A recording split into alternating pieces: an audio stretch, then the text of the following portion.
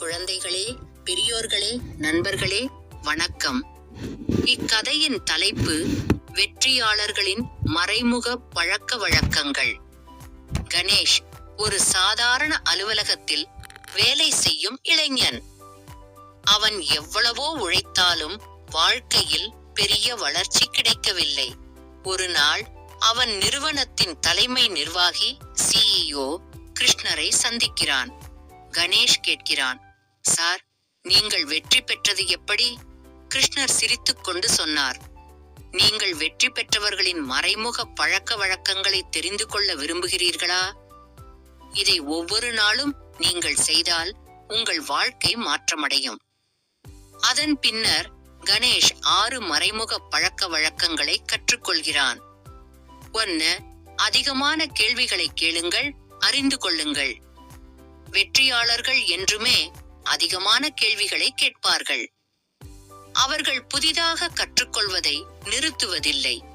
உண்மையான ஆர்வத்துடன் வாழ்க்கையை பற்றியும் தொழிலை பற்றியும் தொடர்ந்து கேள்விகள் கேட்பார்கள். எந்த ஒரு சந்தர்ப்பத்திலும் இதிலிருந்து என்ன புதியதை நான் கற்றுக்கொள்ளலாம் என்று யோசிப்பார்கள்.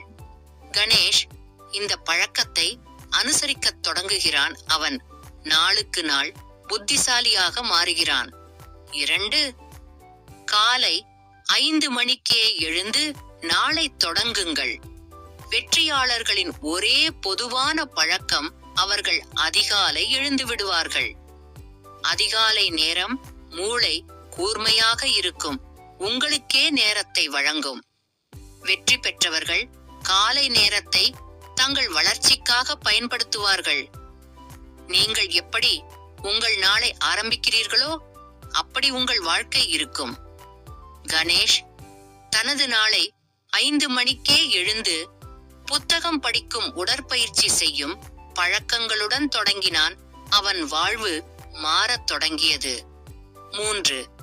சோஷியல் மீடியாவில் வீணாக நேரம் செலவழிக்க மாட்டார்கள். வெற்றியாளர்கள் வீணான நேர விரயங்களை ஒழிக்கிறார்கள். அவர்கள் அதிக நேரம் மொபைல், டிவி, சோஷியல் மீடியாவில் செலவிட மாட்டார்கள். அவர்கள் நேரத்தை மிக நுட்பமாக பயன்படுத்துவார்கள். கணேஷ் சோஷியல் மீடியா பயன்பாட்டை குறைத்து நேரத்தை பயனுள்ளதாக கடத்தத் தொடங்கினான். 4. குறிக்கோளை எப்போதும் எழுதி வைத்திருப்பார்கள். வெற்றி பெற்றவர்களுக்கு அவர்கள் போக வேண்டிய திசை தெளிவாக தெரியும். அவர்கள் தங்களது இலக்குகளை எப்போதும் எழுதி வைத்து தினமும் நினைவில் கொள்கிறார்கள். குறிக்கோள்கள் தெளிவாக இருந்தால் சாதனை உறுதியாக இருக்கும். கணேஷ் தன் இலக்குகளை எழுதி வைத்துக் கொண்டு தினமும் அதை பார்த்து செயல்படத் தொடங்கினான். முடிவெடுக்கும் திறமை தாமதிக்க மாட்டார்கள். நாளை பார்ப்போம் என்ற பழக்கம் வெற்றியாளர்களிடம் இருக்காது. அவர்கள் செய்ய வேண்டியதை உடனே செய்கிறார்கள். முடிவெடுத்ததும் அதை செயல்படுத்துவதில் தாமதிக்க மாட்டார்கள். தோல்வியை கண்டு பயப்பட மாட்டார்கள். ஒவ்வொரு தோல்வியிலிருந்தும் பாடம் கற்றுக்கொள்வார்கள். கணேஷ் ஒரு பெரிய முடிவெடுக்கும் போது தாமதிக்காமல் உடனே செயல்படத் தொடங்கினான். ஒவ்வொரு நாளும் 1% வளர்ச்சி பெற முயற்சிப்பார்கள். வெற்றி பெற்றவர்கள் ஒவ்வொரு நாளும் சிறிதளவு வளர்ச்சியை அடைய முனைவார்கள். 1% முன்னேற்றம் தினமும் என்றால் 1 வருடத்தில் 37 முறை டைம்ஸ் முன்னேறலாம். தினசரி செய்யும் சிறிய செயல்களே பெரிய மாற்றங்களை ஏற்படுத்தும்.